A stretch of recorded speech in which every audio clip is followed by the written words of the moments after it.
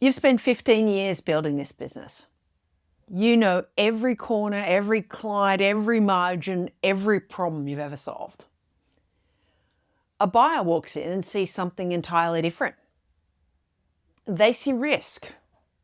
I've been on the buy side and I've watched $250,000 disappear from a valuation before a single offer was made. Not because the business was bad, but because the owner didn't see what the buyer saw.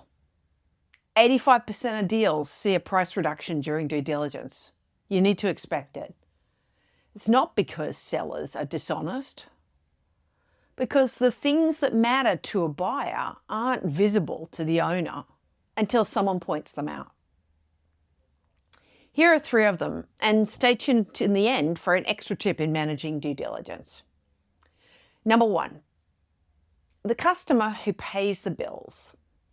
A logistics business, had good margins, strong reputation, loyal clients. One client was 60% of their revenue. The owner knew it was a risk. She'd known it for years, but the relationship was solid, 10 years or more with no issues. When we looked at it through the buyer's eyes, the picture changed. That client was on a 12-month contract, no automatic renewal. And the relationship, well, it was with her, not the business, not a sales team. So if she left or got sick or the client decided to consolidate suppliers or COVID-19 happened again, the business risked losing 60% of its revenue overnight. Research says that buyers get nervous when one customer is more than 20% of revenue. And at 60%, they don't just get nervous. They either walk away or they price risk into the deal. This owner didn't sell. The gap between what she wanted and what a buyer was willing to pay was too wide. She's still got a few years to fix it, but having the runway doesn't mean you always use it.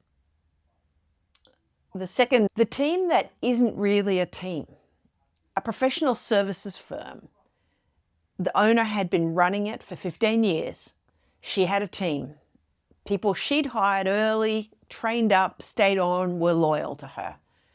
And when I asked who could run the business if she stepped back, the room went quiet. She was in the center of every decision. Not because she wanted to be, but because she'd built a team that couldn't function without her. She tried to hire senior people over the years, and it never worked because they'd leave or go quiet or clash with the culture that she'd built. So she stopped trying. She surrounded herself with people who were loyal but junior, people who waited for direction rather than took initiative. And she filled her own days with the work that felt useful, the small tasks, the client calls, the problems only she felt she could solve, while the strategic work sat undone. Buyers see this pattern immediately. The team wasn't an asset. It was a dependency. And the buyer hadn't built a business that runs without them. They'd built a job. And when you're buying a business that's really a job, you pay less or you structure an earnout that keeps the owner tied in for years. And number 3, the profit that isn't real.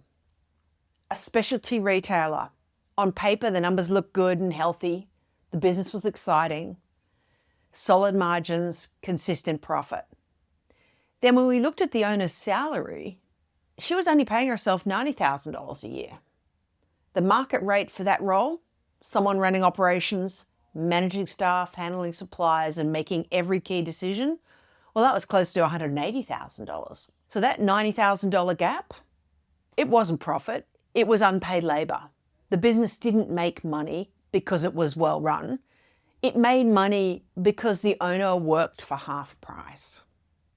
The moment you normalize the owner's salary to the market rate, the earnings drop by $90,000. And at a 3 times multiple, that's $270,000 off the valuation. The owner thought she was being modest. The buyer saw a business that couldn't afford to pay for the job it needs to have done. What this means for you? Well, these aren't edge cases. The quality of earnings adjustments reduce the purchase price in the majority of deals, and the average gap is 15 to 20%. Buyers aren't trying to lowball you. They're stress testing whether the business can survive without you. And if the answer is probably not, the price reflects that.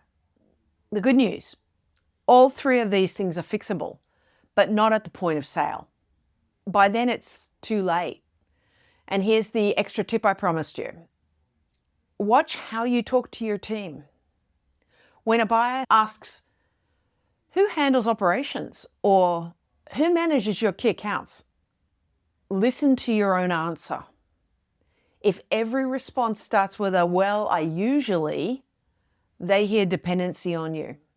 And if the answer is, Sarah runs that and here are her results, they hear a business with leaders, not followers. The way you describe your team tells them you've built something transferable or just a job with employees attached. If you're 3 to 5 years out from selling, ask yourself, what percentage of revenue comes from my top 3 clients? Who makes decisions when I'm not here? And what will I have to pay someone to do what I do? The answers to these questions might not be comfortable, but better you find them out now when you can fix them than in due diligence when a buyer will. And remember, look after yourself, not just your business. And I'll see you in the next one.